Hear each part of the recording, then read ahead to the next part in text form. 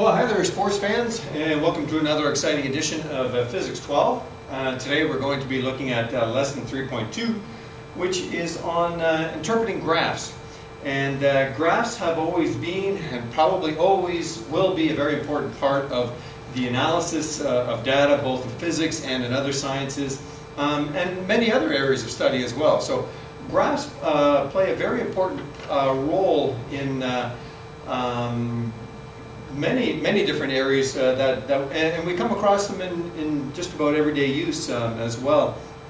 And so we're going to look at graphs a little bit more closely and how we analyze them. And so we'll start with this. And so I've just simply drawn a square here.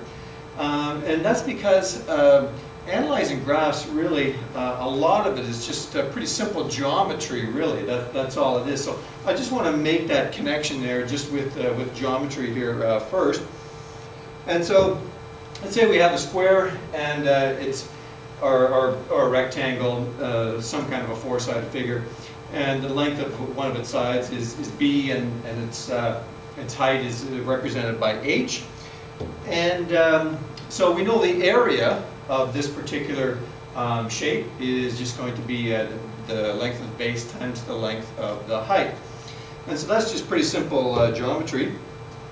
And so now let's put some numbers on there. So let's say our base is 5 meters and our height is 5 meters.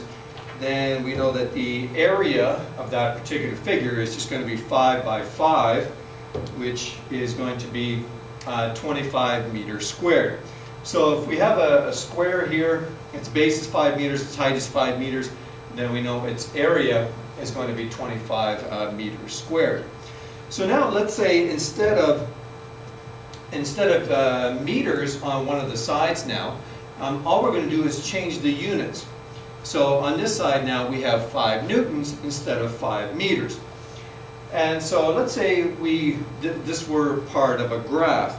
And let's have a look and see how that would work out. So the area now of this particular shape or square is going to be 5 newtons by 5 meters, which is 25 newton meters.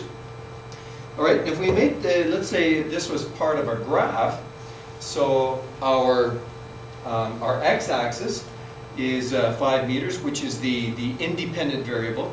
Once again, generally speaking, the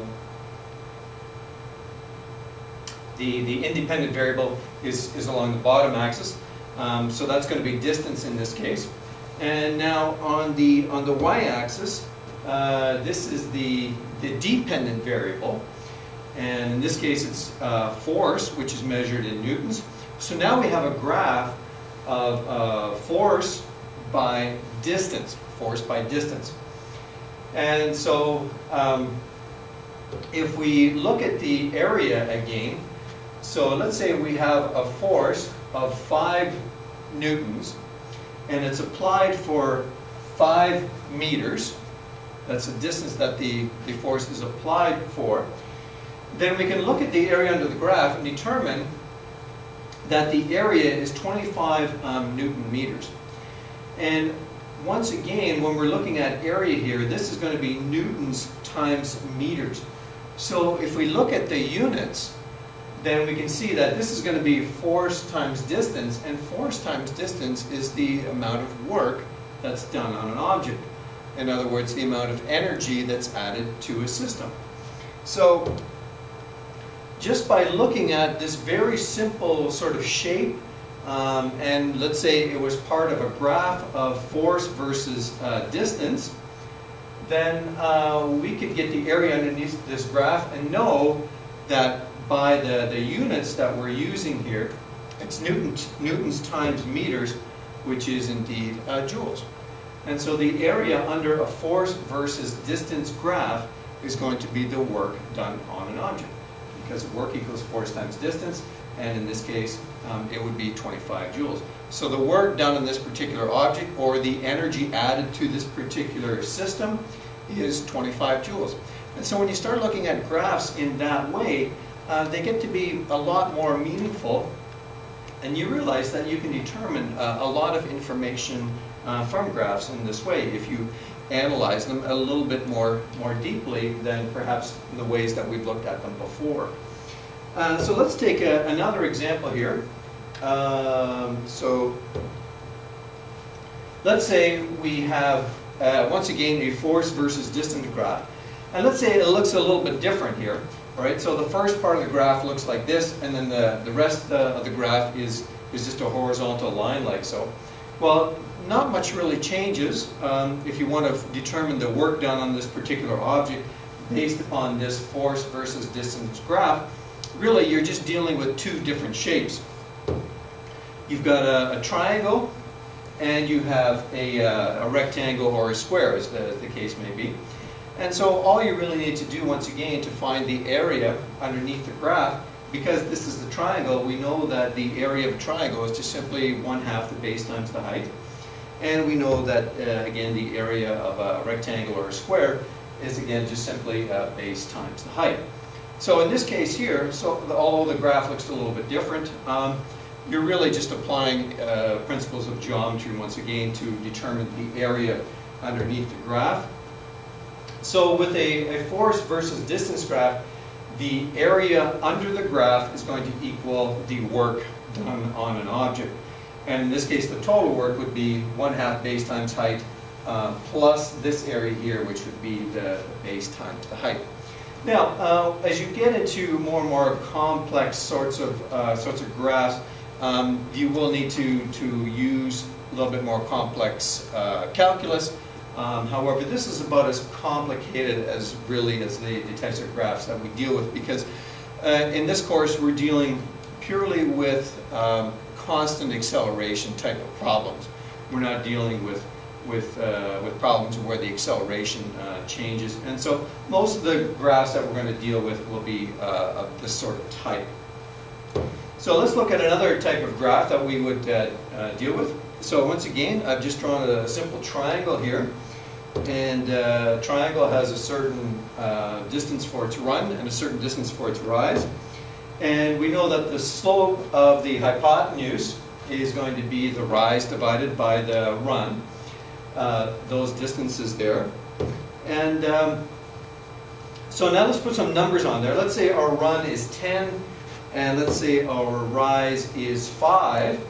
Then we know that the slope of that line, of the hypotenuse, is going to be 5/10 or 0.5. Now we haven't put any units on there for the moment, but let's do that now. So if we put some units on there, and let's say the horizontal axis, again, which is our independent axis, this would be our independent variable, time, measured in seconds. Let's say that is 10 seconds. And now if we add our dependent variable, which in this case we'll just make velocity. So let's say our dependent variable is velocity, which is measured in meters per second. And let's say that in 10 seconds, our velocity becomes 5 meters per second. All right, so we need to find the slope of that line, which we've done already. We've looked at those numbers. So our slope is 5/10, which is 0.5. All right, so now let's look at the units. What units are we dealing with in this situation here? Well, in order to find the slope, what we've done is we've taken the rise and we've divided it now by the run. So we're not looking at area now, we're looking at slope, which means that we've had to divide something. So let's see what kind of units we would deal with. We would be dealing with in this case. So the rise is velocity, which is measured in meters per second, and the run is time, which is measured in seconds. So our slope then is meters per second divided by second, which is, again, when you divide by something, you just multiply by its reciprocal. And so we have meters per second times 1/seconds, and that would give us meters per second squared. So in this particular graph here, we have velocity versus time. The slope of that particular graph is indeed acceleration.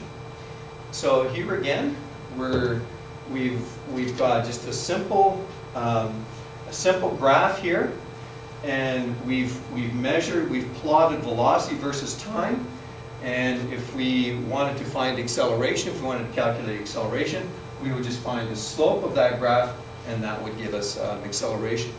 So when you look at it, when you analyze graphs a little bit more closely this way, and you look at the units that you're dealing with, and whether you're finding slope or the area under the graph, that can give you a whole lot of information.